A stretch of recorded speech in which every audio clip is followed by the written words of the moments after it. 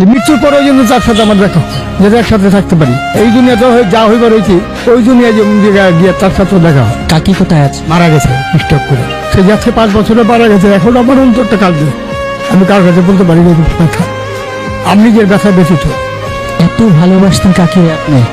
আপনার কাকিকে এই স্টুডেন্ট থেকে আমি নিয়ে গেছিলাম, এখান থেকে আমি নিয়ে গেছি 25 তলা থেকে। কিন্তু তারা নিয়ে আমি সংসার করি 30 বছর। 30 বছর সংসার করার পরে সে মারা গেছে। আমি একটা ছাগল দিয়ে 16টা ছাগল করছিলাম। ছাগল করার পরে ছাগলগুলি আমার চলে নিয়ে গেলো এক রাত্রে। নেওয়ার পরে সে চিন্তায় ব্রেন স্ট্রোক করে দিল। তার হাত পা পুঙ্গ হয়ে গেল। তারপর আল্লাহর কাছে আমি বুঝলাম, আল্লাহ পাক পুরোহিত পাক পাবে যাও, তুমি তার রেখা যাও। রেখে গেলে আমি তার নিয়ে ভিক্ষা করে খাবো, কিন্তু তারা এতটুকু আদর করছে। কিন্তু সে তো থাকে, সে চলে যাবে।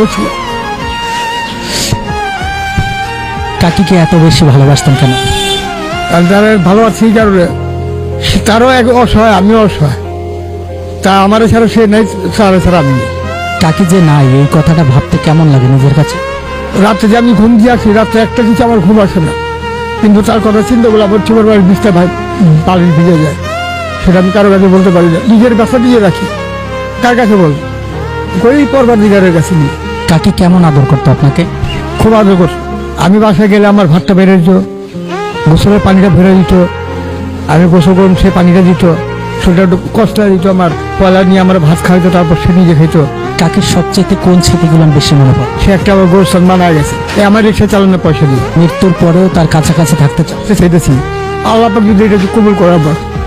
এরপরে একটা এই আমি তার কাছে আপনার করে আর কিছু ছিল ধন সম্পদ আমি বুঝিয়ে দিতাম। আজকে ঢাকা সিটির ভিতরে আমি 5 তলা বাড়ি 6টা করতে পারতাম, কিন্তু সে লোক করিনি আমি। কারণ সে না পয়সা আনুন সেই হিসাব কিতাব করিনি। আমি চিন্তা করি যে আল্লাহ পাক আমার সব পথে নিও। আলিকাল মৌত যখন আসবে তখন যেন আল্লাহর কালামটা পড়ে আমি মোট হই লা ইলাহা ইল্লাল্লাহ মুহাম্মাদুর রাসূলুল্লাহ বলে যেন মৃত্যুবরণ করতে পারি। এখন একটা জিনিস আমি করি না, নমস্কার করতে পারি সময় পাই। কারণ আমার শরীর নোংরা, আমি এবছর মসজিদে গেলে আমার দৌড়া দিব সবাই। গুলিস্তানে কোথায় থাকেন? এই স্টুডেন্ট রাত যাপন করেন এই খোলা আকাশে নিচে? এছাড়া কোথায় যাবো? একটা ঘর ভাড়া নিতে গেলে 3000 থেকে 4,500 টাকা দিতে হয় ভাড়া। আমি রিক্সার গাছ চালাই, এখন কয় টাকা কামাই? 300 কামাইলে আমার লেগে অনেক।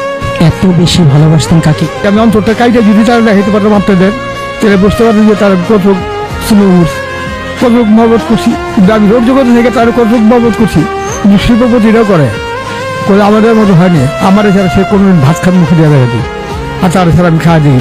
আমি রিক্সা চালিয়ে দিয়েছি, সে আমার অপেক্ষা করেছে। ভালোবাসা ধন সম্পদে যদি তো শাহজাহান, সম্রাট শাহজাহান সে আগ্রা তাজমহল করছে কেন? ভালোবাসার জন্য। সে টাকা পয়সার দিকে পরোয়া করেনি, কিন্তু সেরকম দামি আমার সমর্থন নাই। কিন্তু তার স্মৃতি একটা করে রাখুন, তার স্মৃতি একটা যদি করে রাখুন, সেই সম্পদ আমার নাই।